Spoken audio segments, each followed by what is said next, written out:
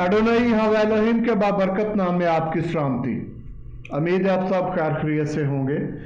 हमारा आज का मौजू जिस पे हमने बात करनी है वो है यहोवा को मनाओ, यहोवा को मनाना। एंट्रीट यहोवा यानी यहोवा अपने खुदा को, एलोहिम को किस तरह मनाना है। तो मेरे साथ देखिए जी, मलाकी पहला बाब उसकी 9 आयत। अब जरा एलोहीम को मनाओ ताकि वह हम पर रहम फरमाए। तुम्हारे ही हाथों ने यह गुजराना है, क्या तुम उसके मंजूर नजर होगे? यहोवा तशवोत यानी रब्बुल फाज फरमाता है। इस आयत में 2 अल्फाज हैं जो इस आयत का मरकज है और जिस पे हमने बात करनी है, मनाओ और रहम। मनाना और रहम। सबसे पहले हम बात करेंगे मनाना। यहोवा को किस तरह मनाया जा सकता है? जो हमारा खालिक, हमारा मालिक, पालने वाला है, उसको किस तरह मनाना है। अगर हम अब्रानी के तर्जमे में, जो असल तर्जमा है, इसका मुतालिया करें तो इसके लिए लफ्ज हालो ना इस्तेमाल हुआ है, जिसका मतलब है कमजोर बनना, खाकसार बनना, दुआ करना।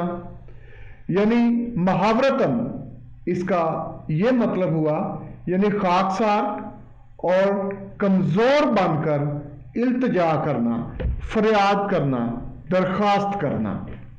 दूसरा लफ्ज रहम फरमाए, रहम फरमाए। अब्रानी में वहन नोआ, जो अब्रानी के लफ्ज खिन से निकला है, और खिन का मतलब है चारदवारी, फजल, रहम, मकबूल होना। और अगर मुहावरतन हम इसकी इधर ट्रांसलेशन करें तो इसका मतलब है कि वो हम पर फजल करे, रहम करे।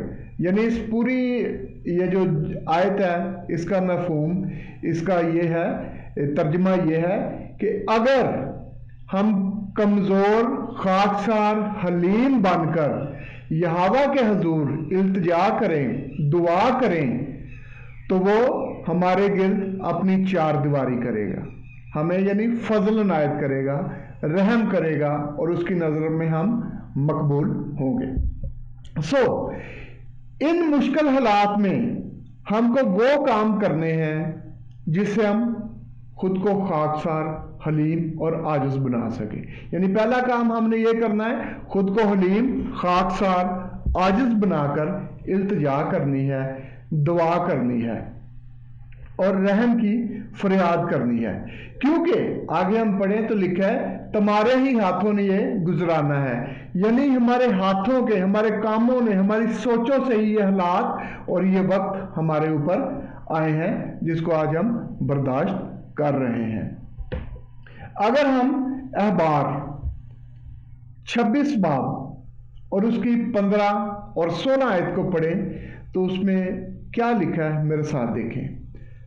और मेरी शरीयत को तर्क करो और तुम्हारी रूहों को मेरे फैसलों से नफरत हो और तुम मेरे सब हुक्मों पर अमल ना करो, बल्कि मेरे अहद को तोड़ो, तो मैं भी तुम्हारे साथ इस तरह पेश आऊंगा कि दहशत, तपदिक और बुखार को तुम पर मुकर्रर कर दूंगा, जो तुम्हारी आंखों को चौपट कर देंगे और तुम्हारी जान को घुला डालेंगे।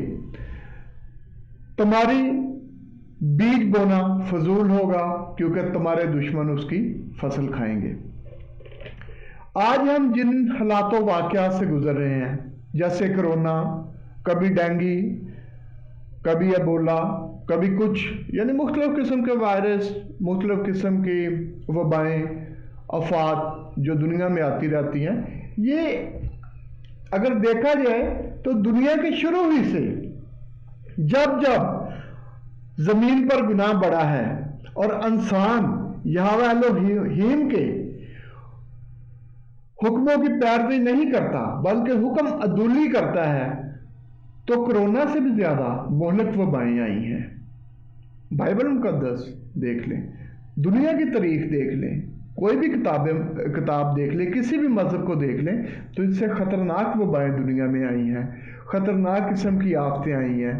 یعنی یہوہ مختلف طریقوں سے سمجھاتا ہے اپنے لوگوں کو کہ وہ توبہ کریں، حالات کو دیکھ کر توبہ کریں، توبہ کی طرف رجوع لائیں تاکہ وہ ان پر رحم کرے، کیونکہ یہوہ کسی کی ہلاکت نہیں چاہتا بلکہ وہ چاہتا ہے کہ ہم اپنے گناہوں سے توبہ کریں، اور وہ ہمارے گناہوں کو معاف کرنے میں سچا اور عادل ہے۔ اگر ہم یوحنا کی معرفت لکھی گئی انجیل 5 باب اور اس کی 46 اور 47 آیت کو پڑھیں تو اس میں لکھا ہے، کیونکہ اگر تم موسیٰ کا یقین کرتے تو میرا بھی یقین کرتے، اس لیے کہ اس نے میرے حق میں لکھا ہے، لیکن جب تم اس کے نوشتوں کا یقین نہیں کرتے تو میری باتوں کا کیوں کر یقین کرو گے۔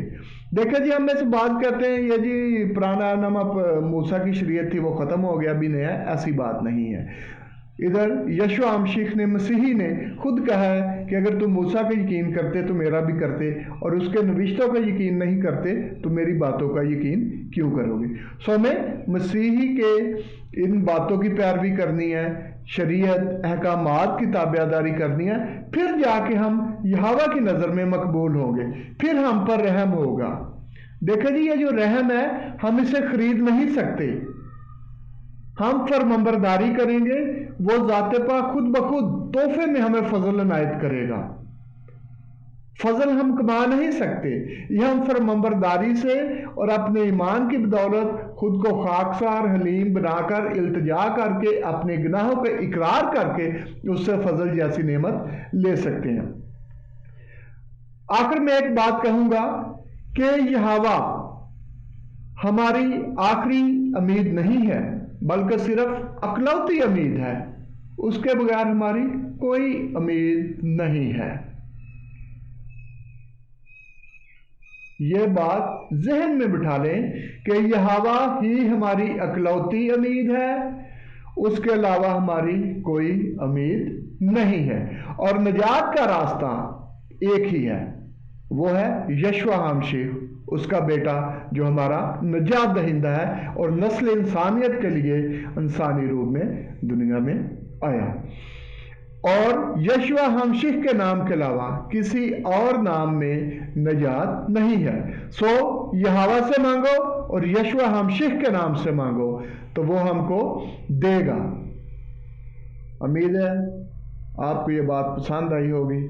یہوہ الوہیم آپ سب کو سلامت رکھے، خوش رہیں، سلامت رہیں، اور ملک پاکستان کی بقا کے لیے اور پوری دنیا کے لیے جہاں جہاں یہ بیماری ہے لوگوں کے امن سلامتی کے لیے دعا کریں کہ یہوہ اس وبا کو پوری دنیا سے ختم کریں۔